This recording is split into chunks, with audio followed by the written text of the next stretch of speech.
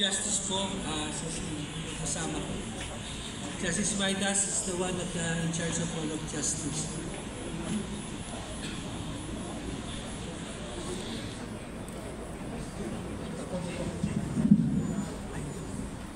Thank you po, Chief Justice.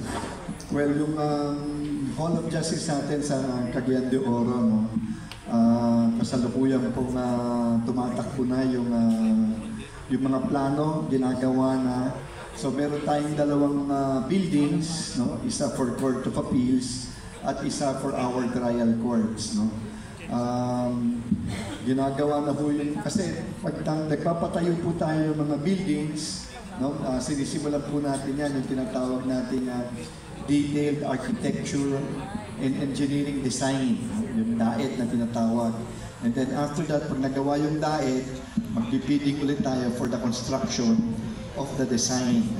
So right now, the DAETs for both the Court of Appeals and the trial courts are being done. No? Meron naman pong mga timelines yun. So they are still working on those DAETs within the time allotted.